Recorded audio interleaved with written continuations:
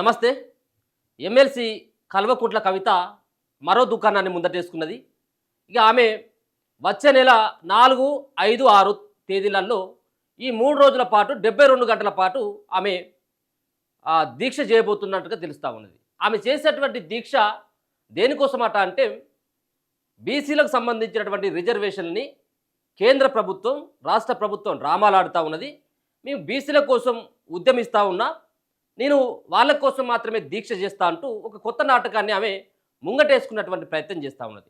So దీంట్లో 2 రకాలైనటువంటి అంశాలను చెప్పుకోవచ్చు. ముఖ్యంగా ఇదే ఆగస్టు నెలలో ఆగస్టు మొదటి వారంలోనే బీసీ రిజర్వేషన్ల పైన ఇప్పటికే రాష్ట్రంలో ఉన్నటువంటి ప్రభుత్వం కాంగ్రెస్ పార్టీ ఒక నిర్ణయం తీసుకున్నది. ముఖ్యంగా ఇక్కడ ఉన్నటువంటి బీసీ సంఘాల నాయకులని అలాగే ఎమ్మెల్యేలతోటి మంత్రులతోటి ఢిల్లీలో కేంద్ర ప్రభుత్వం పైన ప్రెషర్ తీసుకురావాలి, ఒత్తిడి తీసుకుని వచ్చి బీసీ బిల్లుని 9th షెడ్యూల్లో చేర్చాలన్నటువంటి ప్రయత్నం కోసం ఒక పక్కన కాంగ్రెస్ పార్టీ అటువైపు ఆలోచిస్తూ ఉంటే, ఇదంతా కూడా మళ్ళీ కాంగ్రెస్ పార్టీ వైపు అటువైపు ప్రజలంతా కూడా అటువైపు ఆలోచిస్తారు కాబట్టి వాళ్ళ దృష్టిని మళ్లించాలంటే ఇప్పుడు మళ్ళీ ఇక్కడ కూకొని 72 గంటల పాటు వాళ్ళు ఏదైతే డేట్లో పోదామని చెప్పేసి నిర్ణయించుకున్నారో ఇప్పుడు మళ్ళీ అవే డేట్లతోటి ఈమె ఇక్కడ కూర్చొని ఆమె దీక్ష చేయబోతుందట. మేము గతంలో చెప్పినాం, ఇప్పుడు కూడా గదే చెప్తా ఉన్నాం. బీసీలతోటి మీకు ఎట్లాంటి సంబంధం లేదు.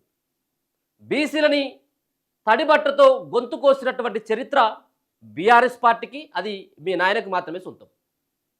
ఉన్నటువంటి రిజర్వేషన్ని పాతరబెట్టి రిజర్వేషన్లతోటి బీసీలకు అన్యాయం చేసి సంపినోడ పోయి తలగోరు పెట్టినట్టుగా, సంపినోడ పోయి అక్కడ సానుభూతి తెలిపినట్టుగా ఇలా కల్వకుంట్ల కవిత యొక్క వ్యవహారం కనబడతా ఉన్నది.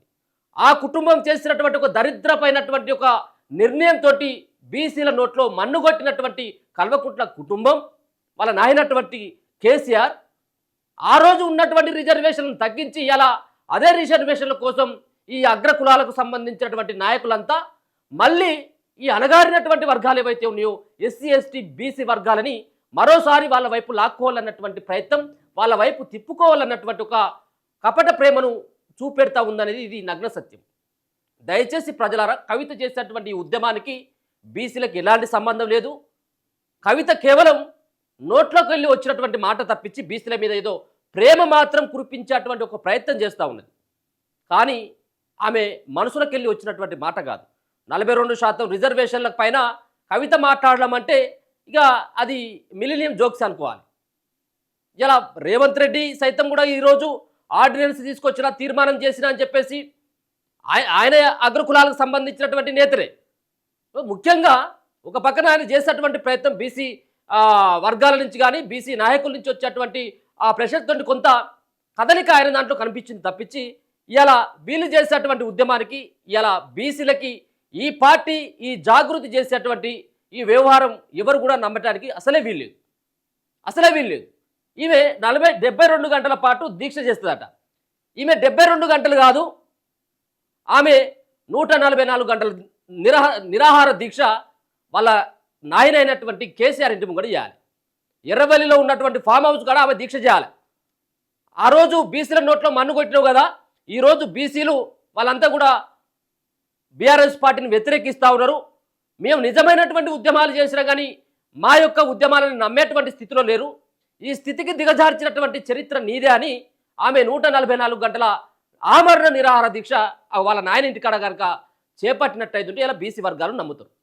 మేమేమంటా ఉన్నాం అంటే బీసీ వర్గాలకి 42% సంబంధించినటువంటి రిజర్వేషన్, ఈ 42% రిజర్వేషన్ల పైన బీఆర్ఎస్ పార్టీ స్టాండ్ ఏంటో ముందుగా చెప్పు. బీఆర్ఎస్ పార్టీ నిర్ణయం ఏందో చెప్పు ముందుగా. మీ పార్టీ నిర్ణయం నువ్వు జాగృతి ఆధ్వర్యంలో చేస్తున్నావా, నువ్వు బీఆర్ఎస్ పార్టీ ఆధ్వర్యంలో చేస్తున్నావు అనేది సంబంధం లేదు. నువ్వు బీఆర్ఎస్ పార్టీ ఎమ్మెల్సీవి. 42% ఉన్నటువంటి 42% రిజర్వేషన్ల పైన మీ పార్టీ స్టాండ్ ఏంటో చెప్పకుండా ఈ దొంగ దీక్షలు చేసుకుంటూ ఇలా కపట ప్రేమను కురిపిస్తే ఎవరు కూడా బీసీ వర్గాల్లో ఉన్నటువంటి అందరూ కూడా చైతన్యవంతమైనరు. బీసీ వర్గాలంతా కూడా మేధావులు ఉన్నారు, వాళ్ళు చూసుకుంటారు. నీకేం సంబంధం అంటే రేపో మాపో బీసీలకి 42% రిజర్వేషన్లకు సంబంధించినటువంటి అంశం ఇది సక్సెస్ అయితే ఆ సక్సెస్ ఖాతాలో ఆ సక్సెస్ని ఈమె ఖాతాలో వేసుకోవాలన్నట్టు. దానికి ఉదాహరణలే ఈమె చెప్తున్నటువంటి ఉదాహరణలు చెప్పొచ్చు నేను. ఏమని 72 గంటలు గతంలో ఇవే కిరణ్ కుమార్ రెడ్డి గారి యొక్క ప్రభుత్వంలో కాంగ్రెస్ పార్టీ అప్పుడు అధికారంలో ఉంటే కిరణ్ కుమార్ రెడ్డి ముఖ్యమంత్రి ఉంటే అంబేద్కర్ గారి యొక్క విగ్రహం కోసం అంబేద్కర్ గారి యొక్క విగ్రహం పెట్టాలని చెప్పి ఆమె 72 గంటల పాటు ఆమె అప్పుడు నిరాహార దీక్ష చేసిందట. దానితో ఇవే అక్కడ ఉన్నటువంటి ప్రభుత్వం కదిలొచ్చిందట. అంటే ఇవే 72 గంటల పాటు ఎప్పుడు 72 గంటల పాటు నిరాహార దీక్షలు చేస్తే అప్పుడు ఇవి సక్సెస్ అయినట్టే. మరి మీ ప్రభుత్వ అధికారంలోకి వచ్చేందుకు మీ పార్టీ అధికారంలోకి వచ్చేందుకు మీ పార్టీ ప్రభుత్వాన్ని ఏర్పాటు చేయడం కోసం ఒక 72 గంటల పాటు చేయి చూద్దాం. నీ సంబంధించినటువంటి ఆ దీక్షకు ఏ పార్టీ క్రెడిబిలిటీ ఉందో చూద్దాం. ఇదంతా మభ్యపెట్టి మాయ చేసి ఏదో మచింత్రం చేసి ఇలా బీసీలను తన వైపు లాక్కోవాలన్నటువంటి ప్రయత్నం చేస్తూ ఉన్నది ఆమె. అప్పుడున్నదట ఇలా ప్రెస్ క్లబ్లో ఆమె మాట్లాడుతూ ఈ అన్ని విషయాలు చెప్తా ఉన్నది అన్నట్టు. ఏది 2018లో కూడా పంచాయతీరాజ్ చట్టాన్ని సవరణ చేస్తూ తెలంగాణ జాగృతి చేసినటువంటి డిమాండ్ తోటి రాష్ట్ర ప్రభుత్వం అప్పుడు ఆర్డినెన్స్ తీసుకొచ్చిందట. మరి ఆర్డినెన్స్ తీసుకొస్తే తల్లి మరి ఆ రోజు మీ నాయన తీసుకున్నటువంటి నిర్ణయం పట్ల ఎందుకు నువ్వు వ్యతిరేకించలేదు? ఎందుకు వాళ్ళ నోట్లో మన్ను కొడతా ఉన్నావు? 72 గంటల పాటు ఆ రోజు మీ నాయన ఇంటి ముంగట అసెంబ్లీ కాడ ధర్నా చౌకులో ఇట్లా ధర్నా చౌక అంటే ఎత్తేసిండు మీ నాయన హయాంలో. కానీ అట్లా ఆ దీక్షలు చేయకపోయినావు. ఇలా మళ్ళీ కొత్త నాటకాలా? ఆమె ఏమని చెప్తా ఉన్నది? ఆమె ఏమని చెప్తా ఉన్నది? ఆమె ఒకవేళ కనుక అనుమతి కనుక ఇవ్వకపోతే ఆమె నిరాహార దీక్షకు కనుక అనుమతి దయచేసి 72 గంటలు కాదు, ప్రభుత్వాన్ని కూడా విజ్ఞప్తి చేస్తూ ఉన్నాం. ఆమె 72 గంటలు కాదు 72 రోజులు చేసినా కానీ ఆమెకు పర్మిషన్ ఇయ్యరు. ఆమె ఏ పార్టీ చేస్తుందో చూద్దాం. ఇక ఇలా మీ పార్టీ స్టాండ్ చెప్పకుండా ఇలా తప్పించుకున్నటువంటి ప్రయత్నం చేసి ఇలా మళ్ళీ 72 గంటల పాటు ఇక్కడ ఆమె కూర్చున్న చోటైనా చేస్తుందట. చెయ్యి మరి. ఇప్పుడు నువ్వు 72 గంటల పాటు దీక్షలు చేస్తే ప్రభుత్వాలు దిగొచ్చినాయి కదా, మరి ఈ ప్రభుత్వం ఏమైనా దిగొస్తుందా, కేంద్ర ప్రభుత్వం ఏమైనా దిగొస్తుందో చూద్దాం. సో నువ్వు ఇక్కడ కాదు చేసేది, అక్కడికి పో. ఏది ఢిల్లీలో ఉన్నటువంటి ఇప్పుడు కేంద్ర ప్రభుత్వంలో ఉన్నటువంటి బీజేపీ పార్టీతోటి ఆ విధమైనటువంటి ఆర్డినెన్స్ తీసుకురా. ఆర్డినెన్స్ ఏదైతే 9వ షెడ్యూల్లో చేర్చాలని చెప్పేసి అసెంబ్లీలో మొన్న తీర్మానం చేసి పంపినటువంటి దాన్ని అక్కడ రాష్ట్రపతి దగ్గర ఉంది కదా, అక్కడ కేంద్రంతో ఫైట్ చేయి. అక్కడ ఢిల్లీలో ఒక 72 గంటల పాటు కాకపోతే 72 రోజుల పాటు కూర్చొని ఆ బిల్లును ఆమోదించుకొని తీసుకురా. అప్పుడు బీసీ వర్గాలు నిన్ను నమ్ముతాయి. బీసీ వర్గాలు నువ్వు చెప్పేటువంటి అంశాలను పరిగణలోకి తీసుకుంటాయి. అంతేకాకుండా ఇదేమైనా సత్రం భోజనం అంటుంది. ఏది ఇక్కడ నుంచి ఎమ్మెల్సీలు అంతా కూడా ఢిల్లీకి రావాలని చెప్పేసి ఒక పక్కన కాంగ్రెస్ పార్టీ చెప్తా ఉంటే అదేమన్నా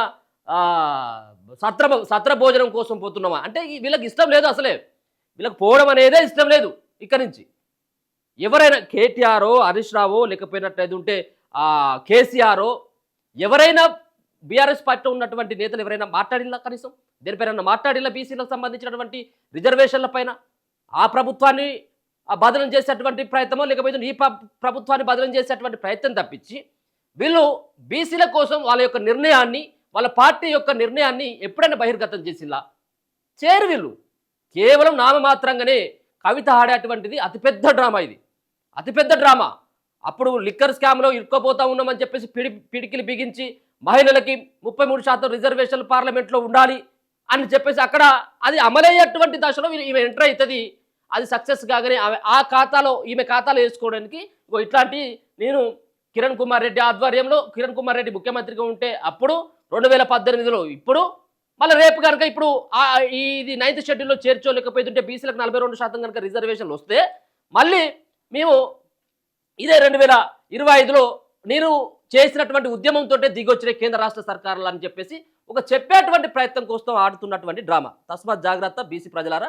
ఈమె దీక్షలు కానీ ఈమె చేసేటువంటి ఉద్యమాలు కానీ ఇవంతా దీని వెనకాల పెద్ద కుట్ర దాగి ఉంది అనేది ఖచ్చితంగా గుర్తు ఉంచుకోవాల్సినటువంటి అవసరం ఉన్నది.